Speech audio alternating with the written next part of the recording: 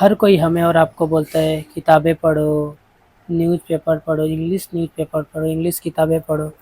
मेरा सवाल ये है कि क्यों पढ़नी चाहिए किताबें? क्यों न्यूज़पेपर पढ़नी चाहिए? आखिर क्यों पढ़ना ही क्यों है न्यूज़पेपर?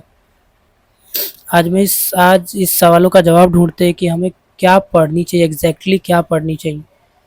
दुनिया में इतने सारे किताबें हैं कि हम पढ़े तो हमारी ज़िंदगी ख़त्म हो जाएगी लेकिन किताब ख़त्म नहीं हो। तो आखिर कौन-सी ऐसी बुक है, कौन-सी ऐसी जिसे हम पढ़ना चाहिए हमें? हमें क्यों बुक पढ़नी चाहिए?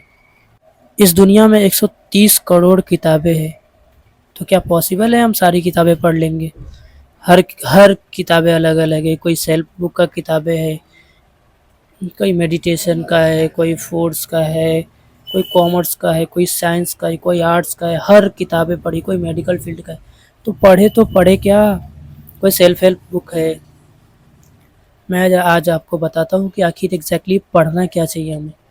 हमें सिर्फ बुक्स नहीं पढ़नी चाहिए, कौन सी बुक्स पढ़नी चाहिए ये भी चूज़ करना बहुत इम्पोर्टेंट है। पहली बात तो ये है, आप क्या करना चाहते हैं, किस सब्जेक्ट, मतलब कौन से स्ट्रीम से, क्या सब्जेक्ट आपको पसंद है। अगर मुझे कॉमर्स पसंद है तो मैं कॉमर्स के रिलेटेड जो भी बुक रहेंगी वही पढ़ूँगा।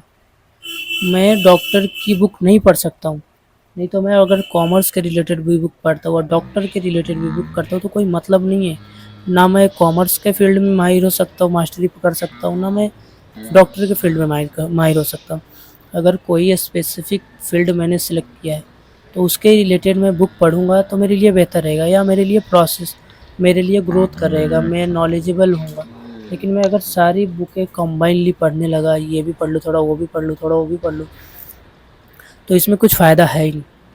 तो इसलिए बुक पढ़ने से पहले बुक की सिलेक्शन बहुत ज़रूरी है। आप कौन सी बुक पढ़ते हैं ये बहुत मैटर करता है। अगर मैं कॉमर्स से पढ़ता हूँ तो मुझे फाइनेंस की नॉलेज होनी चाहिए, स्टॉक मार्केट की नॉलेज होनी चाहिए। ये सब स्टेप स्टेप धीरे धीरे ये पढ़ूंगा तो मुझे ग्रोथ होगा, मेरे लिए ये फ़ायदेमंद होगा। अगर मैं थोड़ा सा पढ़ता हूँ कॉमर्स की बुक, थोड़ा साइंस की बुक पढ़ता हूँ, दोनों फील्ड को मिक्स मैच करूँगा तो मेरे लिए कोई फ़ायदा नहीं होगा। तो एक ही स्ट्रीम के हिसाब से आपको सिलेक्ट करनी चाहिए। अगर इंटरेस्ट है साइंस में तो थोड़ा बहुत पढ़ लेते हैं तो वो ठीक, लेकिन अगर आधा आधा कर देंगे ना तो प्रॉब्लम हो जाती है। तो बुक्स सिलेक्ट करना से पहले चूज़ करना बहुत ज़रूरी होता है।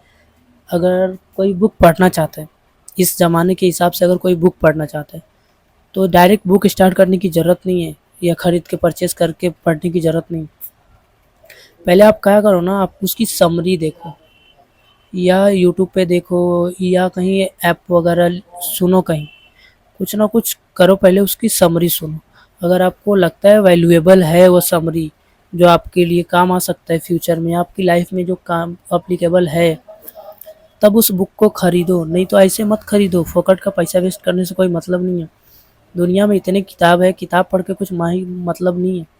किताब वो लोग पढ़ते हैं ज़्यादा जिसके पास टाइम रहता है, और हम स्टूडेंट लोग के पास उतना टाइम नहीं रहता है कि हम भर के किताबें पढ़ें।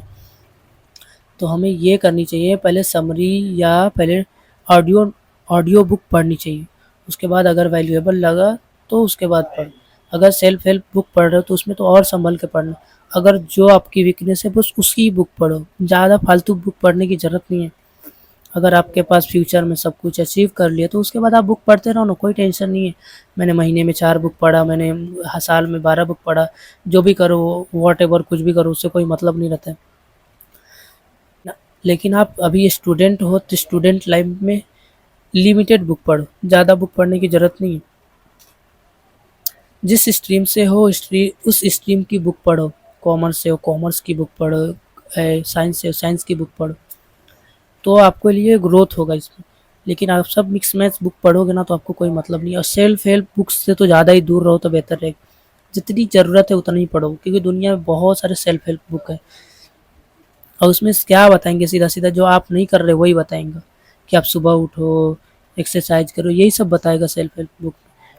अगर आप सेल्फ हेल्प बुक से जितना दूर रहोगे बेहतर है। अगर आपको इंग्लिश नहीं आती तो इंग्लिश के रिलेटेड बुक पढ़ो। Self help books English English improve करने में काम नहीं आएगा। अगर फिर भी आपको बुक पढ़नी है तो पढ़ो, टाइम पास करो, एक तो ज़िंदगी इतनी शॉर्ट है, उसमें इतनी सारी बुकें 20-22 या 25 साल तक तो पढ़ना ही पड़ जाता है साला। इंडिया की एजुकेशन सिस्टम ही ऐसा है। और उसमें भी है कौन बुक पढ़नी चाहिए, कौन बुक नहीं पढ़नी चाहिए, सिलेक्शन भी नहीं करने आता है। तो ये सिलेक्शन हमको आनी चाहिए कि कौन सी बुक पढ़े, कौन सी बुक ना पढ़े। कोई भी बुक उठा के दे दे, कोई भी पढ़ने के लिए, कोई भी मत पढ़ो। या न्यूज़पेपर वगैरह ज़रूरी नहीं है पढ़ना, जितनी ज़रूरी है उतनी पढ़ो, बेहतर रहेगा। ज़्यादा एक्स्ट्रा पढ़ोगे कोई फ़ायदा नहीं है। अगर आपको लगता है कि मैंने जो भी बोला वो सही है, तो आप ज़रूर कमेंट करके बताएँ कि आपने अभी तक कितनी बुकें पढ़ी।